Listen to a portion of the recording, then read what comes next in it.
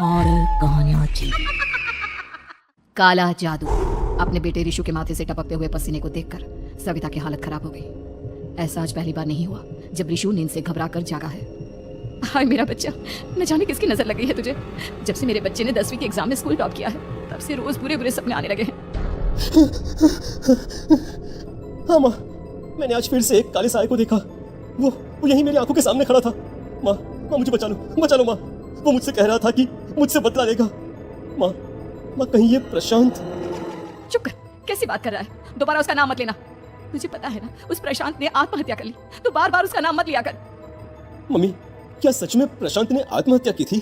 चुप कर, बहुत सवाल पूछता है आजकल।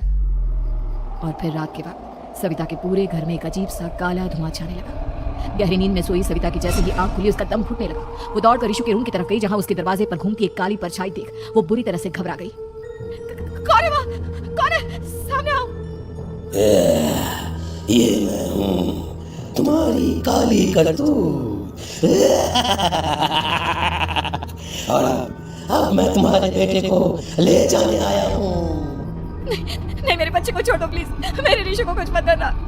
वो परछाई रिशु के कमरे में घुस जाती है। सविता भी उसके पीछे पीछे दौड़कर जाती है और देखती है कि अब वो साया साफ नजर आ रहा था। वो सर से पैर तक खून में सना हुआ था और उसके शरीर के सारे अंग कटे फटे हैं। क्या चाहिए तुम्हें? तुम जो बोलोगे मैं करूंगी, लेकिन मेरे रिशु को छोड़ दो। उस परछाई ने रिशु को गर्दन से पकड़कर दीवार के सहारे हवा में उछाल दिया। रिशु जोर जोर से चिल्लाने लगा। माँ बचाओ मुझे, बचा लो माँ। ये मुझे मार डालेगा। माँ मुझे बचा लो माँ। नहीं, ऐसा मत करो। मुझे मार दो लेकिन मेरे बच्चे को छोड़ दो। मैं तुम्हारे आगे हाथ जोड़ती हूँ। वो परछाई रिशु को जमीन पर गिरा देती है और अचानक वहां से गायब हो जाती है। रिशु, मेरा बच्चा, तू ठीक तो है ना? कुछ बोल बेटा, क्या हुआ है तुझे? मैं ठीक हूँ माँ। क्या हुआ था यहाँ पर? कुछ नहीं बेटा, कुछ नहीं। तू परेशान मत हो। हम कल ही गांव के बाहर जो तांत्रिक महाराज रहते हैं उनके पास चलेंगे। ठीक है माँ, हम जल्द ही उनके पास चलेंगे। मुझे बहुत डर लग रहा है माँ। ये बार बार मुझे डरावने सपने आना, ये सब हमारे साथ क्यों हो रहा है माँ? अगले दिन सविता अपने बेटे रिशु को लेकर गांव के बाहर तांत्रिक के पास जाती है। जिस जगह पर तांत्रिक रहा करता था वो जगह बहुत डरावनी थी। चारों तरफ कंकाल और भूतियां नजर आ रही थी। गांव से दूर वीरानी में उस जगह पर जोर से आंधी चल रही थी। रिशु ने डरकर अपनी माँ का हाथ पकड़ लिया। माँ मुझे बहुत डर लग रहा है। ये कैसी जगह है? देख बेटा, हमारे साथ जो कुछ भी हो रहा है उसका इलाज सिर्फ और सिर्फ ये तांत्रिक महाराज ही बता सकते हैं। अब यही है जो हमें प्रॉब्लम से बाहर निकाल सकते हैं। जैसे ही सविता और रिशु तांत्रिक की झोपड़ी के अंदर पहुंचे, वहां का नजारा देखकर उनकी आंखें फटी की फटी रह गई। तांत्रिक की झोपड़ी के अंदर कई सारे लोग अपनी गर्दन घुमा घुमा कर जोर जोर से चीख रहे थे। कौन हो तुम और यहाँ क्यों आई हो? महाराज, मेरे बेटे को कुछ दिनों से एक डरावनी काली परछाई नजर आती है और कल रात उसने मेरे बेटे पर हमला भी कर दिया।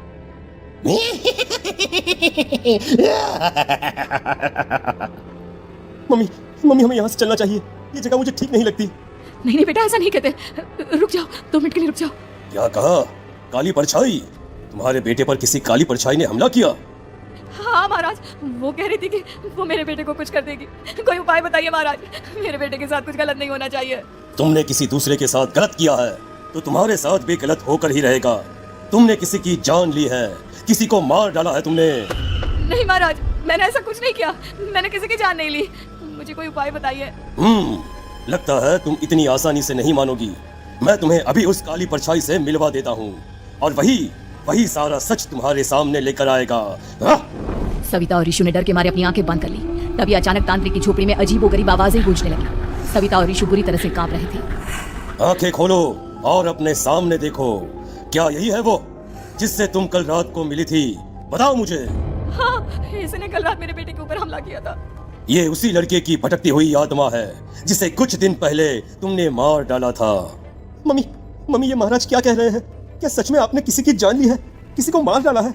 अगर हाँ तो बताइए ना मम्मी, किसको मारा है आपने? किसको? तुम्हारी माँ इतनी आसानी से सच नहीं बताएगी बेटा। इसने एक बच्चे की जान ली है। कहीं उसका नाम प्रशांत तो नहीं महाराज? वो मेरा दोस्त है, मेरा पड़ोसी है। सही पहचाना। देखा सविता, तुम्हारा खुद का बेटा भी जानता है कि तुमने किसी के प्राणों की बलि चढ़ा दी और इसीलिए अब उसकी बुरी आत्मा तुम्हारे घर में भटकती है। मुझे माफ कर दीजिए महाराज, मुझसे बहुत बड़ी गलती हो गई। प्रशांत हमारे पड़ोसी का बेटा था। हर बार उसके नंबर मेरे बेटे से ज्यादा आते थे और इसलिए मैंने उसके कमरे के बाहर काला जादू किया था, पर मुझे नहीं पता था कि वो मर जाएगा। तुम्हारे उसी काले जादू वाली गुड़िया के अंदर एक बुरी आत्मा थी जिसने उस बच्चे के दिमाग पर बुरा असर कर दिया और उसी की वजह से उस लड़के ने अपनी बालकनी से कूदकर आत्महत्या कर ली। इसकी वजह सिर्फ और सिर्फ तुम हो, तुम। नहीं नहीं महाराज, जो कुछ भी हुआ मुझे नहीं पता था कि प्रशांत अपनी जान दे देगा। प्रशांत की आत्मा इस वक्त तुम्हारे सामने खड़ी है, हमसे बात करना चाहती है। बोलो बोलो, क्या कहना चाहते हो? मैं जीना चाहता था, बड़ा होकर कुछ बनना चाहता था। आपके बेटे से मुझे कोई परेशानी नहीं थी। अरे वो तो मेरा अच्छा दोस्त था। मुझे माफ कर दो बेटा, मुझसे बहुत बड़ी गलती हो गई, मुझे माफ कर दो। माफ करने से मुझे वापस जिंदगी नहीं मिल जाएगी। मेरे माँ बाप आज भी मेरे लिए रोते हैं। आपने मेरे साथ बहुत गलत किया है, बहुत गलत। और तभी अचानक प्रशांत की आत्मा वहां से गायब हो जाती है। सविता जोर जोर से रोने लगती है। सुन लिया तुमने? ये तुम्हारे अपने ही किए हुए पाप हैं जो इस तरह से तुम्हारे सामने आ रहे हैं। माँ, ये आपने अच्छा नहीं किया। सिर्फ 10th बोर्ड के एग्जाम में मैं टॉप कर पाऊं, इसलिए आपने मेरे दोस्त के ऊपर काला जादू कर दिया। नहीं मम्मी, नहीं, अब हम कभी खुश नहीं रह पाएंगे, कभी नहीं। मेरे दोस्त की आत्मा को कभी शांति नहीं मिलेगी मम्मी, कभी नहीं। लेकिन मैंने जो कुछ भी किया सिर्फ तुम्हारे लिए किया। वो लड़का हमेशा फर्स्ट पोजीशन पर आ जाता था और इस वजह से हमेशा तुम्हारे मार्क्स कम पड़ते थे। मैंने तो सिर्फ उस पर एक छोटा सा काला जादू किया था बेटा। मुझे क्या पता था कि उसका ये नतीजा निकलेगा। जिस गुड़िया को तुमने उस लड़के के कमरे के दरवाजे पर लगाया था, दरअसल उसके अंदर एक बुरी आत्मा का प्रवेश हो गया था, जैसा कि अक्सर काला जादू करते समय हो जाता है। मुझे अपनी गलती का एहसास हो गया है। मैं प्रायश्चित करना चाहती हूँ, आप बताइए मैं क्या करूँ? प्रशांत के घर जाकर उस काली गुड़िया को वहां से निकालकर यहाँ लेकर आओ। मैं उसे आग में जलाकर राख कर दूंगा और उसके बाद प्रशांत की आत्मा को हमेशा के लिए मुक्ति मिल जाएगी। अगली रात सविता चुपचाप अपने पड़ोसी प्रशांत के घर जाती है। प्रशांत के माँ बाप प्रशांत की मौत के बाद उस घर को छोड़कर हमेशा के लिए वहां से चले गए थे। जैसे ही सविता उस घर के अंदर कदम रखती है, उसका सामना अजीबोगरीब हैवानियत से भरी आवाजों से होने लगता है। ऐसा लग रहा था जैसे कोई बुरी तरह से चीख रहा हो। सविता जैसे ही प्रशांत के कमरे के बाहर पहुंचती है, वहां पर लटकी हुई गुड़िया के शरीर से खून टपकने लगता है। ये क्या हो रहा है? इस गुड़िया के शरीर से खून क्यों टपक रहा है? सविता हिम्मत करते हुए उस गुड़िया को वहां से उतारने की कोशिश करती है, लेकिन तभी अचानक से बहुत भयानक दिखने वाली औरत उसकी आंखों के सामने आकर खड़ी हो जाती है।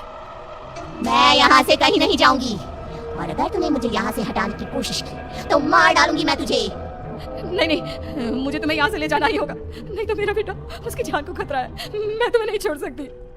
अगर तुम्हारे अंदर हिम्मत है तो मुझे इस घर से बाहर ले जाकर दिखाओ। और ऐसा कहकर वो औरत सविता के ऊपर हमला कर देती है और उसे हवा में उछाल उछाल कर जमीन पर पटकती है। लेकिन तभी अचानक मौका देखकर सविता अपने हाथ में ली हुई सुई उसके हाथ में चुभो देती है। हाथ में सुई लगते ही वो औरत जमीन पर तड़पने लगती है। ये क्या किया तूने? ये क्या कर दिया? तुझे ऐसा नहीं करना चाहिए था।